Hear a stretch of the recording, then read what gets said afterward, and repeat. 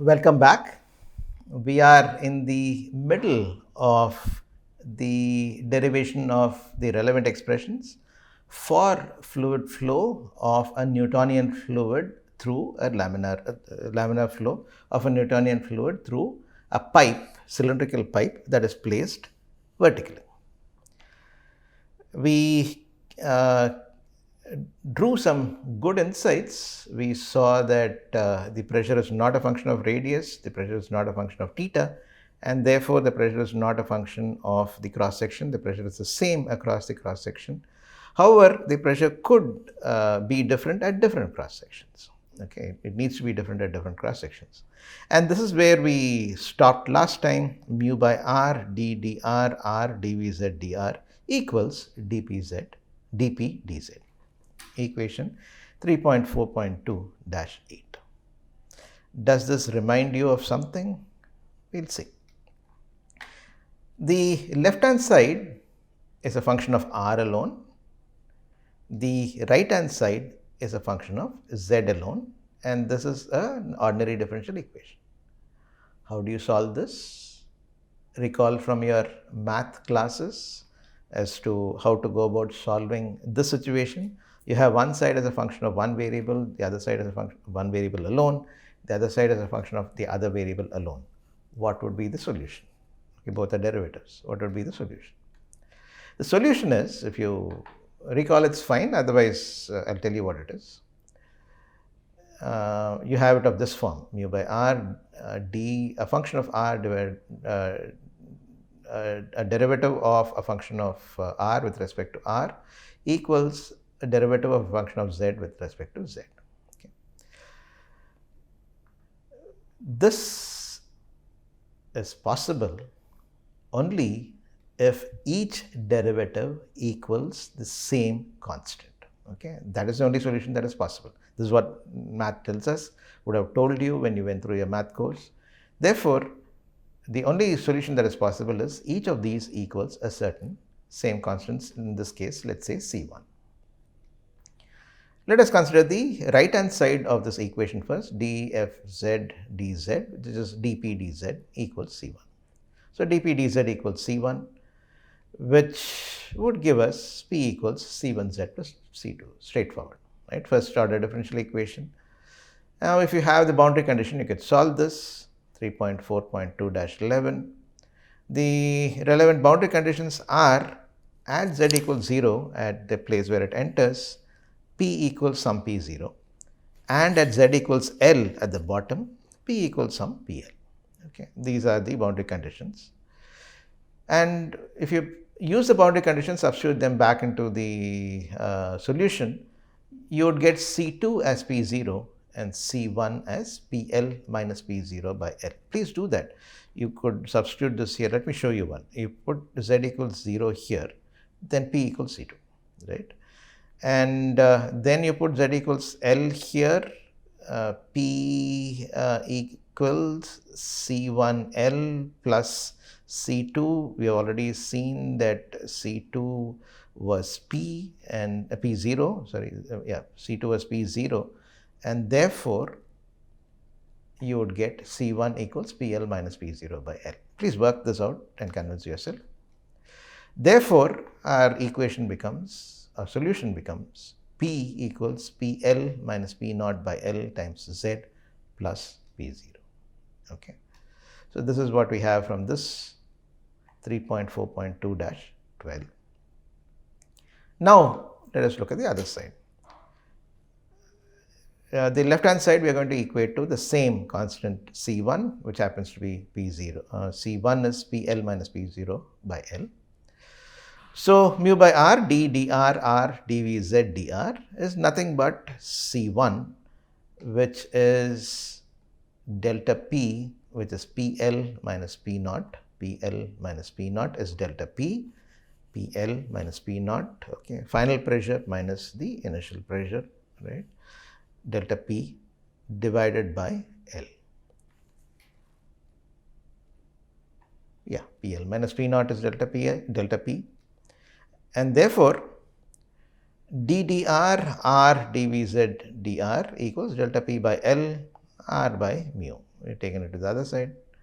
And now if you integrate, we will get r dvz dr, which is the first thing. We are just doing one at a time, one derivative at a time. R dvz dr equals delta p by L, if you integrate this, r squared by 2 mu plus a constant of integration. At r equals 0, we know that, okay, let me spend a little bit of time on this. If we have some boundary conditions, we can solve this. We need a boundary condition for dvz dr in terms of r to be able to solve this directly. Or we have to wait for another integration and then substitute if the boundary conditions are appropriate. Now we have a relevant boundary condition directly, and that is this. We have a cylindrical geometry here. The condition at the center must be the same irrespective of the radius that you choose to traverse in to reach the center from the surface, right? So, tube, consider certain cross section, whether you go through this radius, whether you go through this radius, whether you go through this radius, whether you come from that radius, everything should all converge to the same condition at the center. We've already seen one such situation earlier when we did mass flux for a spherical system, that for such a thing to be physically valid, the only way it will be physically valid is that you either have a maxima or a minima at the center, or dvz dr must equal 0 at the center. If you substitute this boundary condition, this condition there, boundary condition, then C to A will turn out to be 0. You can substitute and check. Therefore, we get dvz dr as delta p by 2 mu r by L, or delta p r by 2 mu L, equation 3.4.2-13. And integrating this again, we get Vz equals delta p r squared by 4 mu L plus C3. Okay, r squared by 2, 4 mu L plus C3. To find this again, we need a boundary condition. And that boundary condition is quite simple, because at r equals the capital R, which is the radius, which is the wall is stationary. Therefore, the layer of liquid closest to the wall needs to be stationary for it to not slip. Okay, no slip boundary condition. That's a very common situation, practically speaking also. So the layer that's closest to the wall sticks to the wall. So the velocity of that layer is the same as the velocity of the wall. The velocity of the wall is 0, and therefore Vz at r equals 0. And this is the no-slip boundary condition that we have already seen in mass flux, in the earlier situation when we did shell balances for momentum. Therefore, if you put this in at r equals r, Vz equals 0, your C3 will turn out to be minus delta p r squared by 4 mu L. Thus, our Vz becomes delta p r squared by 4 mu L minus delta p capital R squared by 4 mu L, which can be written as minus delta p r squared by 4 mu L. I have taken a minus here, therefore I can switch the order of this, 1 minus r by r squared. Okay. See, what is delta p? PL minus P naught. Minus delta p is P naught minus PL. Okay. So P naught minus PL makes better sense, initial minus final, but delta p is defined as final minus initial, and therefore we like to write it in terms of minus delta p, which is kind of a natural way of saying things. Let us call this equation 3.4.2-15. This gives us the velocity profile across the radius in the pipe. Okay, that's what we are looking for. We are looking for the velocity profile. We have arrived at the velocity profile just by using the equation of motion.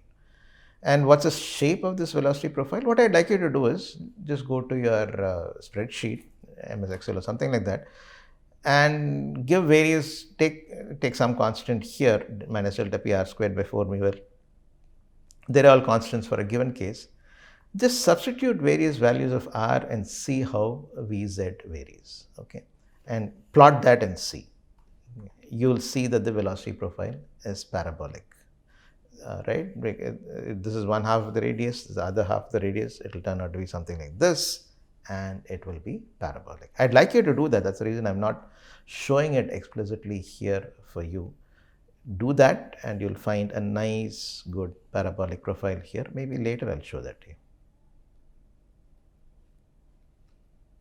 Here itself. It's there, but I'd like you to do this. So this is the velocity profile here, okay? So this is the velocity scale, Vz equals 0 is this. Velocity varies in this direction. At the wall it is 0, reaches a maximum in a parabolic fashion. That's what it is. So this is the typical parabolic velocity distribution in laminar flow of a Newtonian fluid. Good to remember this. And PL minus P0 is delta P, and for flow to occur, PL needs to be PL needs to be less than P0. Minus delta P needs to be positive. Okay. Now let us draw a little more insights as we did in the earlier cases. The maximum velocity is quite easy to see occurs here, okay? What is this? R equals 0. R increases in this direction and this direction. Therefore, R equals 0. At R equals 0, you get the maximum velocity. So all you need to do is substitute R equals 0 here, and whatever remains is your maximum velocity. So that's what you get here. Vz max is minus delta P R squared by 4 mu L. Nice to know we have an expression by which we can predict the maximum velocity in a laminar flow in a pipe. Equation 3.4.2-16. It's also good to know the average velocity across the cross section, and since there is variation across the cross section, we need to take each velocity and then average it over that, average it over the entire cross section, we get the average velocity. So you know the way to do that. Since the variation is with respect to r as well as with respect to theta, the area element here is r dr r theta. The theta varies from 0 to 2 pi, r varies from 0 to r of Vz r dr d theta would give you the total sum of all values. You need to divide that by the area, which is nothing but 0 to 2 pi integral 0 to r dr d theta. And if you do that, if you substitute for Vz here, you get the two integrals. Vz is minus delta P r squared by 4 mu L 1 minus r by r squared, r dr d theta, and this is nothing but r squared by 2 d theta. R dr d theta, when you integrate, you will get 2 pi, and then r dr, when you integrate, you get r squared by 2, 0 to r, therefore capital R squared by 2. Okay. Simplifying, you would get minus delta P r squared by pi r squared 4 mu L. All these are constants, take them out. What remains is 0 to 2 pi, 0 to r integrals r dr d theta minus integral 0 to 2 pi, integral 0 to r squared by r squared, capital R squared, r dr d theta.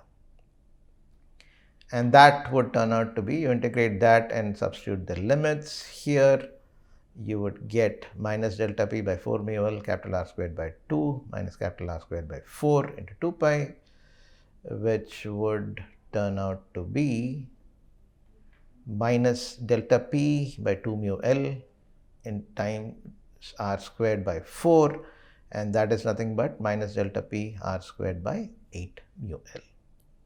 If you compare this now with your maximum velocity, this is average velocity minus delta P R squared by 8 mu L. The maximum velocity was minus delta P R squared by 4 mu L Vz max, and therefore the average velocity is half the maximum velocity in laminar flow in a cylindrical pipe. Equation 3.4.2-17. You could also find out the volumetric flow rate, which is nothing but the area times the average velocity. We already have an expression for the average velocity, so just substitute it here. Q is area is pi r squared, the cross-sectional area, circular. The average velocity is minus delta p r squared by 8 mu L. That's nothing but pi by 8 mu L r power 4 minus delta p. This is what we get. So let's look at this equation a little closely. Volumetric rate is inversely proportional to the length and so on and so forth. This is a constant for a given pipe. Let us keep it that way. It is directly proportional to the pressure drop. So higher the pressure drop, higher will be the volumetric flow rate, and it is proportional to the radius power 4. Okay, which means if you double the radius, the flow rate is going to increase 16-fold. Okay, it's a good insight to get. If the radius is doubled, the volumetric at the same minus delta p, the volumetric flow rate increases 16-fold. This equation, flow rate equals pi by 8 mu L r per 4 times minus delta p, is a very famous equation. It's called the Hagen-Poiseuille equation, and this is widely used in design and operation itself, and sometimes even for analysis you can use this. This directly gives you the variation of the flow rate. Flow rate is how much reaches in a particular time, very important design parameter. So that this one tells you that it is directly proportional to the pressure drop. So you need to create that much pressure drop, and more the pressure drop you create, more the flow rate you can expect. Not just that, if you double the radius, you're going to get 16 times the flow rate. Okay, so the flow rate is going to change 16-fold, increase 16-fold. So these are good insights. I think that's all oh, okay. We still have the shear stress profile. We have just seen the velocity profile. We have seen some nice things that can come out of it. Now let us see the shear stress profile. To derive an expression for the shear stress profile, all we need to do is go to equation number 1, which is a more complete equation of rather C1 of table 3.4-2. Please look at table C1 first. Now let me formally tell you how to visualize tau theta z. Okay, I gave you some idea earlier that may not have gotten across completely. So let me spend some time to visualize this tau theta z and so on and so forth. The first subscript refers to the direction of the velocity gradient. You know the direction of action, direction of motion, right? Or the direction of the velocity gradient and direction of the velocity itself. Theta is the direction of the velocity gradient. Z is the direction of the velocity or the stress or the force, okay, or the force, let us say. And if Vz is different at different theta, if Vz is different at different theta, only then could tau theta z be relevant at all. Okay. If Vz is the same at different thetas, then tau tz will be 0. So this is a nice way of trying to figure out whether certain terms will exist or whether certain terms will drop out. Okay. So look at the variation of the velocity in the direction of force and see how whether a gradient exists at all. A gradient will exist only if the velocity is different at different points of that second variable. That's not the case in laminar flow, therefore tau tz equals 0. Similarly, check whether Vz is different at different z's. In this case, Vz, it's a well-developed flow, Vz is the same at all z. Therefore, tau zz is not a function of z, and Vz does not vary with z, and therefore this term goes to 0. Okay. So this kind of a thing you can use to take care of or figure out the relevant terms for the shear stresses. Let's do that here. Equation C1 is this. Let me not read out the terms. You can read it out from your table that you made a copy of. The first term drops out because we are looking at a steady state analysis. This term, there's no time derivative, that goes 0. There is no VR, therefore that goes to 0. There is no V theta, that goes to 0. There is Vz, but Vz is not a function of z, well-developed flow, that is, therefore this term goes to 0. Dou P dou z exists, of course. 1 by r, dou r tau r z. Okay. Because of the motion in the z direction, the velocity is going to vary in the r direction. Okay, yeah, it does vary. The velocity at different r's are different. Therefore, this term will remain. The z velocity at different thetas are the same. Therefore, this term goes to 0. The different z velocities at various z's are the same. Therefore, that term goes to 0. And of course, gz remains very relevant. So, what remains here in equation 3.4.2-19 after cancelling the irrelevant terms is this term 1 by r dou r tau r z. I'm taking it to the other side, therefore this becomes positive, the negative sign goes away. What remains on the right hand side is minus dou P dou z plus rho gz. We'll call this equation 3.4.2-20. We've already defined the capital P as P minus rho gzz. Gz is G and therefore this is okay. And therefore we can write 3.4.2-20, this equation, as 1 by r dou r tau r z equals minus dou P dou z. 3.4.2-21. We'll use the same argument for solving the equation. This is a function of z alone, this is a function of r alone. Therefore, we can convert it into an ordinary, to total derivatives. Since this is a function of r alone and the right hand side is a function of z alone, the only solution possible is that both are equal to the same constant.